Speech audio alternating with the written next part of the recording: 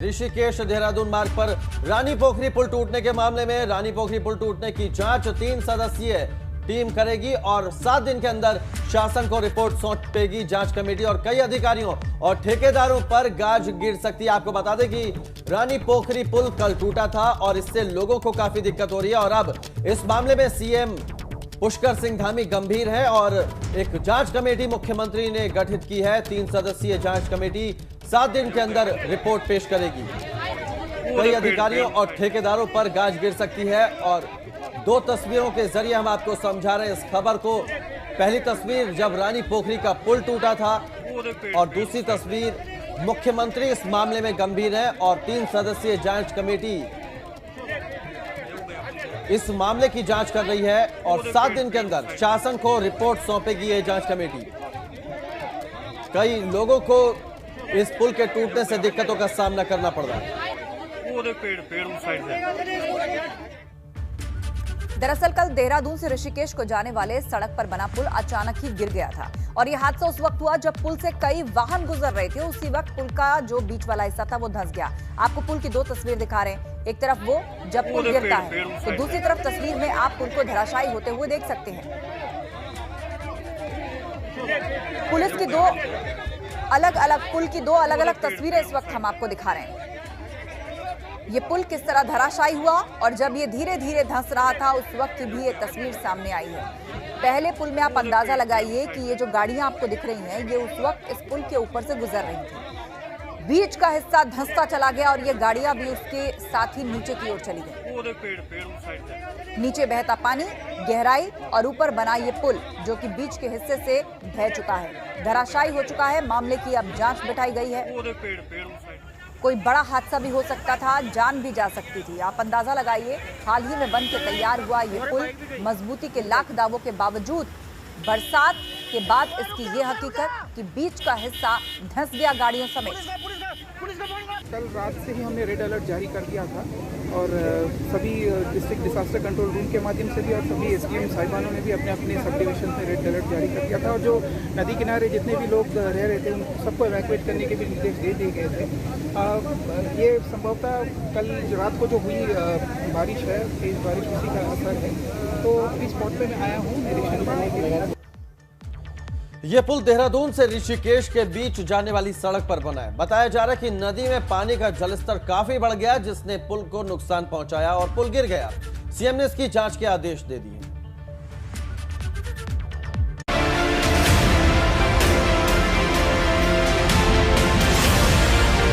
पहाड़ों में लगातार हो रही बारिश से नदियां उफान पर हैं। नदियों के इसी रौद्र रूप ने आम जनता की मुसीबत बढ़ा दी। रानी पोखरी में नदी पर बने पुल का बहुत बड़ा हिस्सा अचानक नीचे आ गिरा। जिस समय हादसा हुआ तब पुल से कई वाहन गुजर रहे थे। पुल के गिरते ही वो वाहन भी नीचे पलट गए। तस्वीरों में देखा जा सकता है कि पुल के टूटे हिस्से के ऊपर कई वाहन पलटे हुए हैं। इसके साथ ही कुछ दोपहिया वाहन भी इस दौरान हादसे का शिकार हो गए। मुख्यमंत्री पुष्कर सिंह धामी ने हादसे की जांच के आदेश दे दिए। सीएम ने कहा, अगर कहीं भी कोई चूक हुई तो सख्त एक्शन लिया जाएगा। मैं इसकी जांच करवाऊंगा कि ये पुल कब बना था और इसमें कौन सी कार्यदायी संस्था थी कि वहां से लोग न जाएं, क्योंकि वो अब खतरे वाला है। सभी से मैं अपील भी करता हूं कि वो रास्ता उसका डाइवर्ट कर दिया गया है और ठीक प्रकार से पुलिस जो है गाइड के रूप में वहाँ पर काम करेगी। और हमारा पहला उद्देश्य है कि इस समय चूंकि आपदा आ रही है, आपदा चूंकि ऐसा विषय है कि वो सरकार उसमें कोशिश करेगी जहाँ पर भी इस प्रकार की घटनाएं हो रही हैं तत्काल रूप से लोगों को राहत मिले। बताया जा रहा है कि पिछले कुछ रोज से नदी में पानी का बहाव बहुत तेज था। साथ ही नदी में पानी भी काफी बढ़ चुका था। पुल के दोनों किनारों पर पानी टक्कर मार रहा था। माना जा रहा है कि इसी वजह से पुल धराशायी हुआ है। इस रोड से होकर देहरादून से जौलीग्रांट एयरपोर्ट होते हुए ऋषिकेश के लिए आवाजाही होती थी, मगर अब ट्रैफिक को नेपाली फॉर्म की तरफ से डाइवर्ट कर दिया गया है। एबीपी गंगा के लिए देहरादून से पंकज राणा के साथ ऋषिकेश से प्रमोद नौटियाल की रिपोर्ट। सरकार ने हादसे की जांच के आदेश दे दिए हैं, लेकिन विपक्ष मांग कर रहा है कि इसकी उच्च स्तरीय जांच होनी चाहिए। नेता प्रतिपक्ष प्रीतम सिंह ने कहा कि हादसा बड़ा है और इसीलिए इसकी जांच जरूरी है। सड़कें ध्वस्त हो रही हैं और पुल गिर रहे हैं, तो कार्य की गुणवत्ता पर जो प्रश्न चिन्ह खड़े हो रहे हैं। आज भी जो है एक पुल गिरा है और जिस तरीके से वो क्षतिग्रस्त हुआ है, तो मैं समझता हूँ बहुत गंभीर विषय है और ये कार्य की गुणवत्ता पर एक बहुत बड़ा प्रश्न चिन्ह जो है खड़ा हो गया है। टिहरी में बारिश की वजह से नेशनल हाईवे 58 और 94 पर कई जगह लैंडस्लाइड हुआ है, जिस वजह से हाईवे बाधित है। लैंडस्लाइड की देखते हुए फिलहाल वैकल्पिक मार्गों से आवाजाही की जा रही है।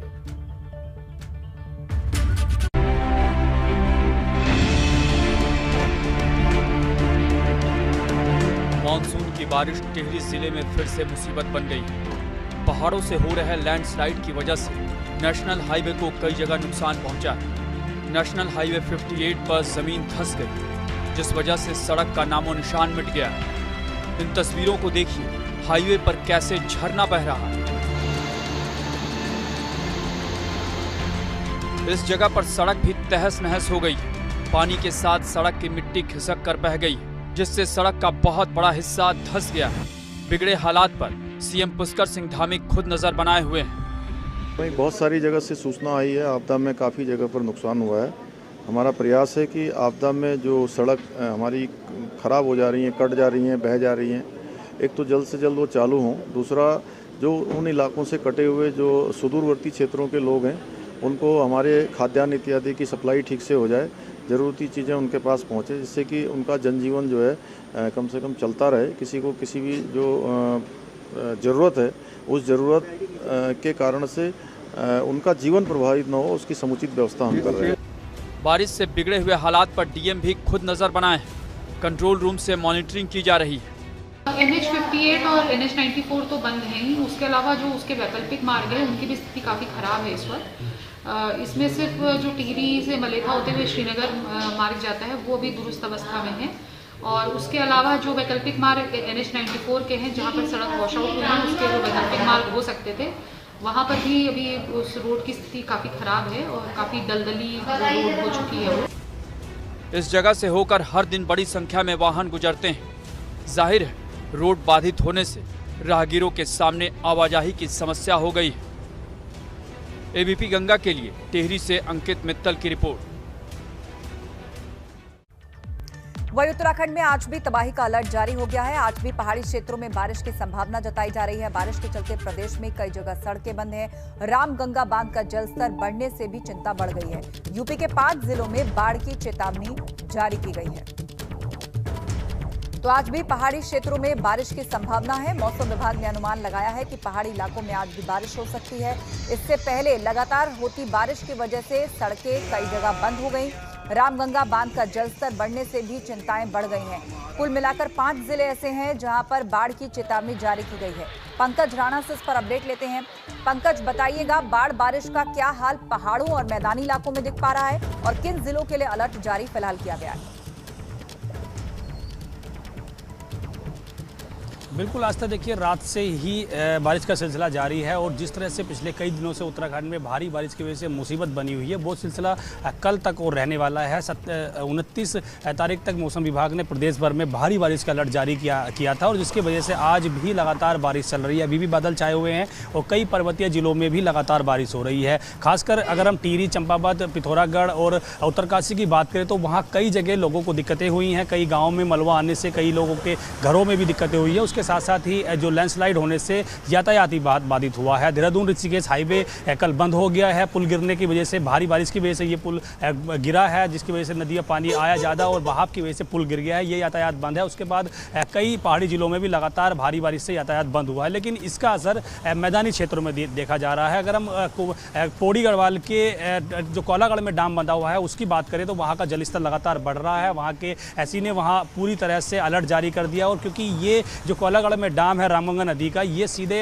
उत्तराखंड से निकलकर सीधे यूपी में प्रवेश करता है। यूपी के बिजनौर, मुरादाबाद, रामनगर, फर्रुखाबाद समेत कई जिलों में हाई अलर्ट जारी किया गया है क्योंकि ये नदी जो रामगंगा नदी है ये उत्तराखंड के बाद इन्हीं जिलों से निकलकर सीधे फिर गंगा नदी में मिल जाती है और वहाँ पर हाई अलर्ट जारी किया गया है। ये कहा जा सकता है कि यदि उत्तराखंड के पर्वतीय जिलों में भारी बारिश होती है तो निश्चित तौर पर चाहे गंगा नदी की बात हो, यमुना नदी की बात हो या फिर हम रामगंगा नदी की बात करें तो इनका जलस्तर बढ़ेगा, जिसके बाद उत्तर प्रदेश में भी दिक्कतें पैदा हो सकती हैं। फिलहाल ये कह सकते हैं कि रामगंगा नदी का जलस्तर बढ़ रहा है और उसके बाद बिजनौर, मुरादाबाद और रामनगर, रामपुर और उसके साथ फर्रुखाबाद, इन जिलों में हाई अलर्ट जारी किया गया और कहा गया है कि जो लोग नदी के किनारे रह रहे हैं वो सुरक्षित स्थान पर पहुंच जाएं। तो आज तक ये कहा जा सकता है कि पर्वतीय जिलों में अभी और बारिश का सिलसिला जारी रहेगा और कल तक ये बारिश इसी तरह से बनी रहेगी। 29 तारीख का हाई अलर्ट जारी मौसम विभाग ने किया है और अब ये देखना होगा कि 29 के बाद किस तरह से मौसम का मिजाज रहता है, लोगों को राहत मिलती है नहीं मिलती है, क्योंकि उत्तराखंड में लगातार पिछले 3 दिनों से बारिश हो रही है और उसके बाद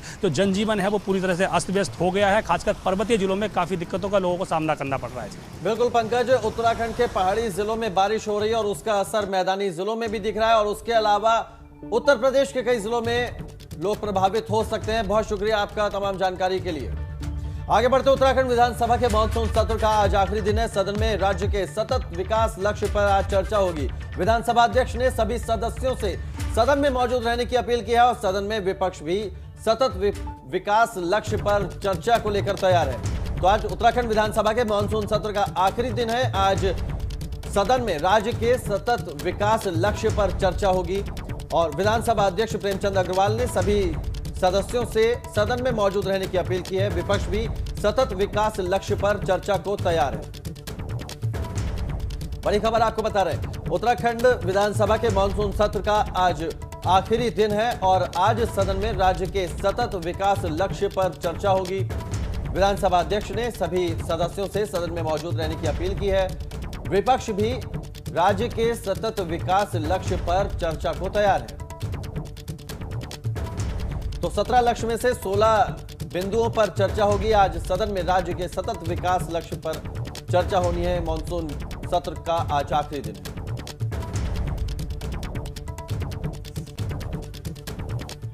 चलिए अब उत्तराखंड की कुछ और खबरों का रुख कर लेते हैं फटाफट अंदाज में। खबरों की शुरुआत करते हैं। सांसद तीरथ सिंह रावत ने रुद्रप्रयाग का दौरा किया। इस दौरान तीरथ रावत ने जिला विकास समन्वय और निगरानी समिति की बैठक ली। मीटिंग के दौरान तीरथ रावत ने विकास कामों में प्रगति को लेकर चर्चा की। पौड़ी में अवैध शराब की बिक्री को लेकर महिलाओं ने तहसील में पहुंचकर अधिकारियों से बात की। महिलाओं के मुताबिक उनके गांव में खुलेआम अवैध शराब की बिक्री हो रही है। रुड़की में पोस्ट मास्टर लोगों की गाढ़ी कमाई पर हाथ साफ करके फरार हो गया। पुलिस ने फरार पोस्ट मास्टर और उसके बेटे के खिलाफ मुकदमा दर्ज कर लिया है। साथ ही दोनों की तलाश भी शुरू कर दी है।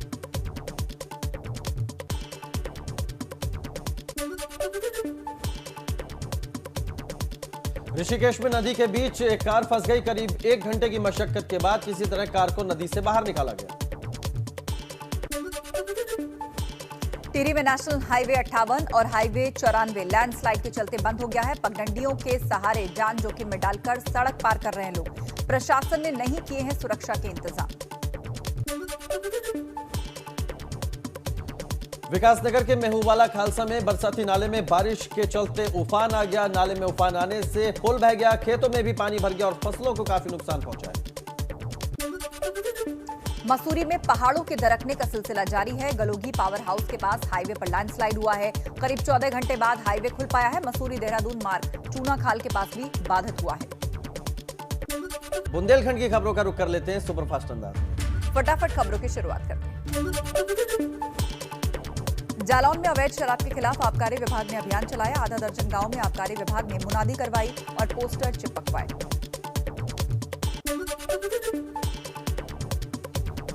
झांसी के डबरा बुजुर्ग गांव में गांव के रास्ते के विवाद को लेकर 2 पक्षों में जमकर मारपीट हो गई। पिटाई का वीडियो सोशल मीडिया पर वायरल हो गया, जिसमें 2 गुटों के बीच झड़प हो रही है।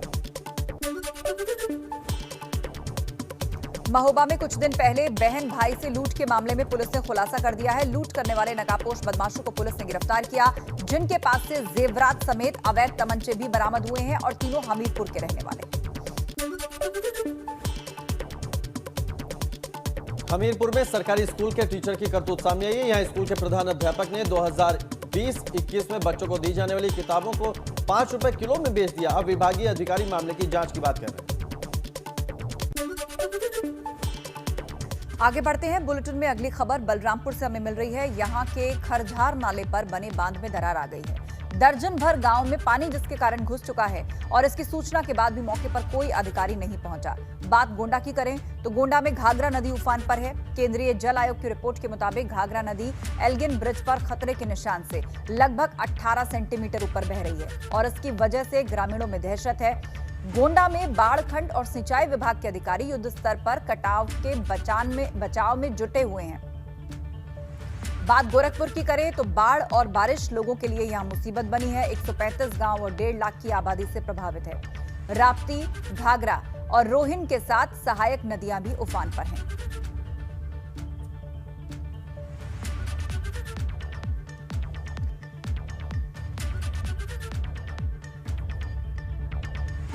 चलिए अब पश्चिमी यूपी की खबरों का रुख कर लेते हैं फटाफट अंदाज में। खबरों की शुरुआत करते हैं।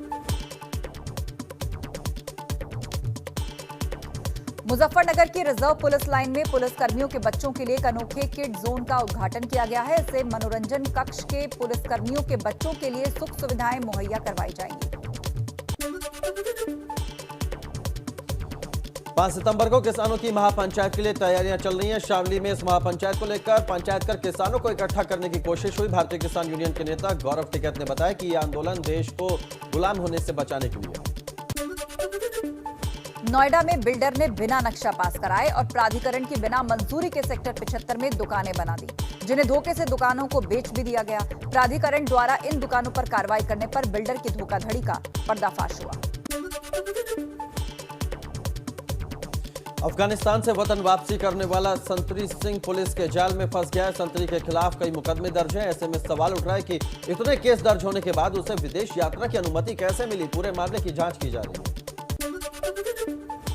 शाहजहांपुर में पुलिस चौकी के अंदर पति पत्नी के बीच दूरियां खत्म हो गई। यहां पर पुलिस की कोशिशों के बाद 2 परिवार फिर से जुड़ गए। मनमुटाव और कलह को दूर कर दोनों पति पत्नी अब एक साथ रहने को राजी हैं। मैनपुरी में जमीन के विवाद में 2 पक्षों के बीच फायरिंग हो गई। दोनों तरफ से चली गोलियों में 2 लोगों की मौत हो गई। खाली प्लॉट में टेम्पो खड़ा करने को लेकर विवाद में ये फायरिंग हुई थी और पुलिस ने केस दर्ज कर मामले की जांच शुरू कर दी। अलीगढ़ के बन्ना देवी थाना इलाके में अवैध संबंधों को लेकर जीजा और साली ने आत्महत्या कर ली। दोनों के बीच प्रेम प्रसंग काफी समय से चल रहा था। महिला ने जहरीला पदार्थ खाकर जान दी तो उसके जीजा ने फांसी का फंदा लगाकर आत्महत्या कर ली। उत्तराखंड के रामगंगा बांध का जलस्तर बढ़ने का असर बिजनौर में भी देखा जा सकता है। इसको लेकर सिंचाई विभाग के अधिशासी अभियंता ने बिजनौर जिलाधिकारी को अलर्ट किया है। यूपी के 5 जिलों को बाढ़ संबंधित चेतावनी दी है। बिजनौर के अलावा मुरादाबाद, अमरोहा, शाहजहांपुर, फर्रुखाबाद में बाढ़ की संभावना जताई हुई है।